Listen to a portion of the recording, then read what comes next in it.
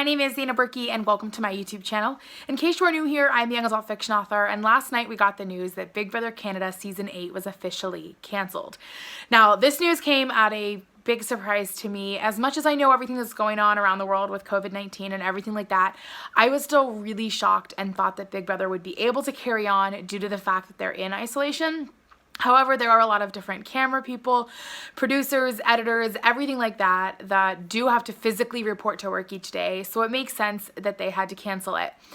So as of right now, all of the house guests are at home. I went onto Instagram last night and found that many of them were posting pictures of themselves in their airports, just like with their Big Brother bags, kind of showing that they've made it home. And so I was thinking about it, and I realized I wanted to kind of do like a follow-up video, just kind of an end of the season recap. I might do one more video next week, just sharing my thoughts and feelings based on the last episode that'll be out on Wednesday. But as of right now, you know, the season's done. The gameplay is over.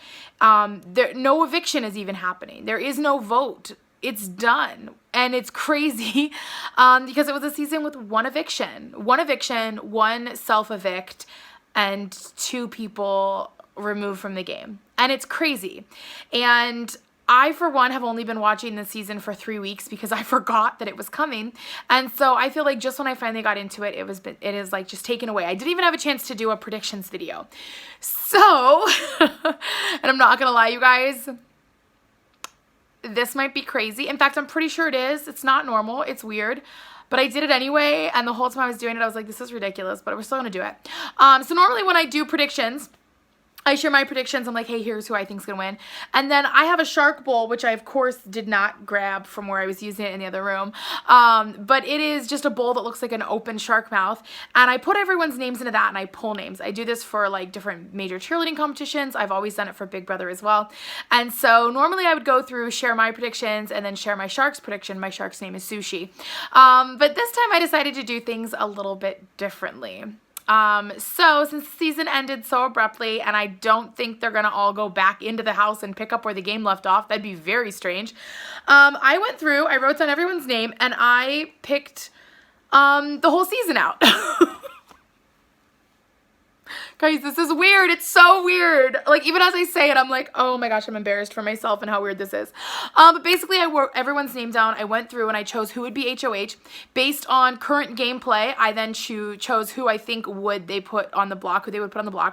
And then I kind of tried to imagine a scenario, like who would realistically win this POV and who would go home. So I'm going to bring that all to you guys. Guys, I feel so dumb. Oh my gosh, I feel so dumb, but we're just going to roll with it. We're going to roll with it, and we're going to pretend like this is like normal and fine and totally okay, right? Okay, cool.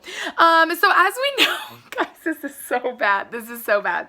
So we're currently in week 4 of Big Brother Canada, and this week, Sheldon, I went to say Shelly, and then it just didn't happen.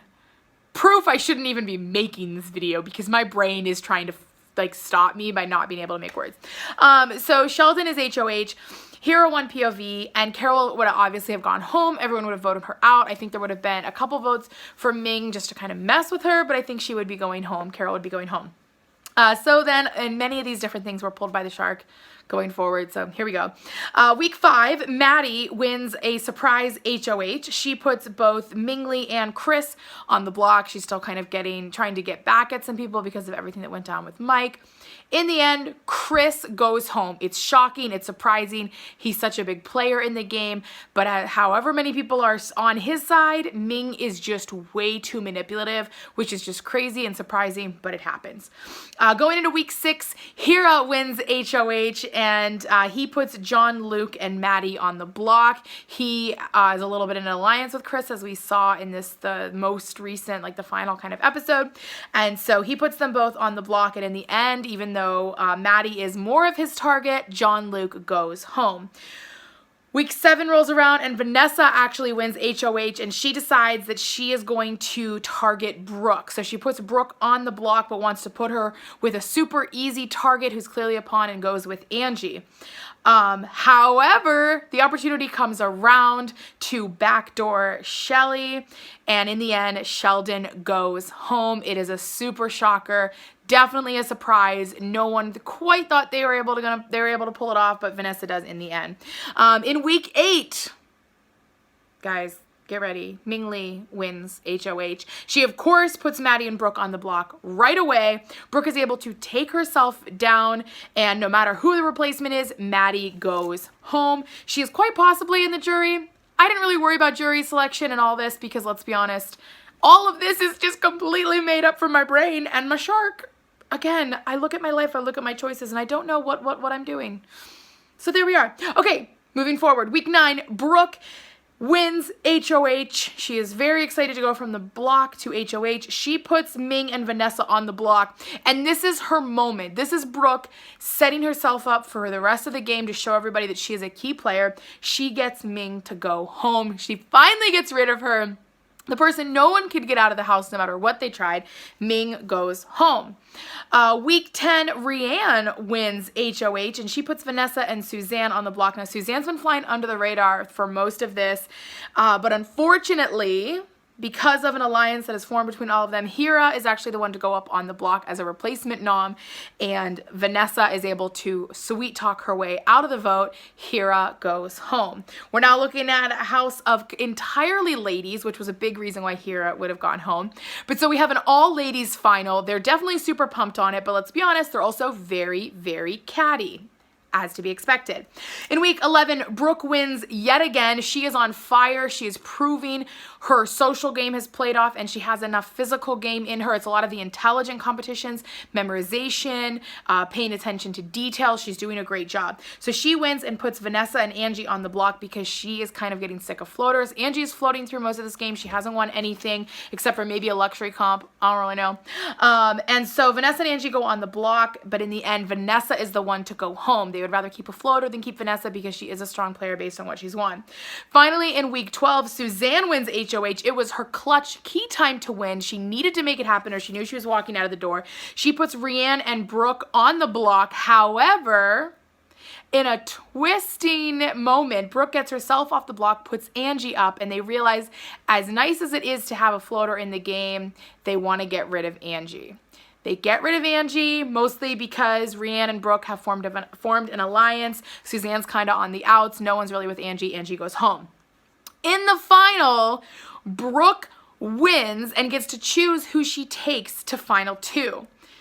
This is her moment. Who is she going to choose? It's again between Rianne and Suzanne. She chose Rianne, and in the end, Brooke wins Big Brother Canada Season 8. Guys, even as I finish this, I don't even know if I feel excited or like sad it's not going to happen, or mostly just worried that all of you are going to be like, you're crazy. And if you think I'm crazy, it's 100% fine. I will accept those comments. But basically, I don't want this season to be over. It has just been such a good season. I really enjoy Big Brother Canada because I feel like they pick really great personality people-wise, whereas sometimes in American Big Brother, it's more about who physically looks good and who they think will have a showmance. Big Brother Canada, just I feel like it plays a little different than US, and I really like that. And I'm, for one, really, really sad, like I said, to see this season go. Part of me kind of wants to go back and watch season like 1, 2, and 3 because those are seasons I haven't watched before, and I think that would just be like really fun to get a chance to watch them, even though like I've seen many clips and things like that. But all in all, I'm just really sad for Big Brother Canada. I 100% completely understand why the decision was made, and I can't be mad for that decision. I'm just kind of bummed because, like, I knew what day of the week it was strictly because of shows I watch, including Big Brother. I knew when it was Sunday, I knew when it was Wednesday, I knew when it was Thursday because of Big Brother, and I've really gotten to enjoy some of the different people that are in the house this season, and I really would have loved to see how they continue to play the game and how things would have gone. And honestly, as I was pulling all these different names and was, like, going through it, I started to realize, like, because I'd pull names and be like, oh man, they're winning, oh man, and like I really imagined that as if it was like happening. And I have to say, like, the idea of Brooke making it through to the entire end of the game and making some smart decisions in some of the like mental comps later on, I really feel like she could be a contender. It would just be whether or not she can muscle through some of those like stronger ability comps, so to speak, and some of the endurance comps and things like that. But yeah, all in all, it's been a really good season. I've really enjoyed this season, the small amount of it that we have, and I'm thankful for it. I don't know what this means for Big Brother USA. I don't know if they're going to be able to make a house of people. I don't know where we're we're going to be at with everything with Corona at that point, and whether or not that's going to be something that's even a possibility. So we'll have to wait and see. But for now, I hope you guys have enjoyed my super small coverage of Big Brother Canada. This is literally only my second video. I planned on making many, and instead I have so very few. I might do a final kind of recap video depending on how things go in next week's episode. That will be on Wednesday, so stay tuned. Wednesday or Thursday I might make a video. I don't promise anything though. For now though, if you guys have enjoyed this video, be sure to give it a thumbs up and comment below your thoughts and feelings on my predictions for the season, and feel free to make your own. In fact, if you make your own video or anything, please tag me. I would love to see it. And then feel free to subscribe to my channel with notifications on so you find out when new videos are posted. I don't know when I'll be doing another Big Brother video, hopefully come summer. I can't really promise that, but make sure you guys look back at some of my other Big Brother videos. I really love just chatting Big Brother, no matter the season, no matter the person, because I have a lot of thoughts and opinions and no one to share them with in my personal life. So yeah, all in all, I hope you guys have enjoyed this funny look at what I think the Big Brother season could be, or rather what my shark thought, because most of these predictions came from him. But I hope you guys, if nothing else, were entertained. Thank you to the entire cast, crew, and production company involved with Big Brother Canada. Thank you for pushing through as long as you could, for making this season a rememberable one. Definitely unforgettable with all the twists and turns and craziness, the reset of the game, people getting kicked out left, right, and center, people self-evicting, people threatening to self-evict, just all kinds of stuff. And as always, it was just amazing to get to watch, and I'm very thankful for the game that we did get to see. I wish all of the Big Brother contestants just happy times with their family, getting to see them again. I know especially Suzanne was worried with all of her family in Italy, so I will be checking in on a lot of them on social media just to see how they're coping with dealing with the reality that is COVID-19. But to everyone else watching, I hope you guys are also staying safe. Hopefully I will see you this summer for more Big Brother America coverage. For now though, thank you guys all for watching, and I will see you all soon.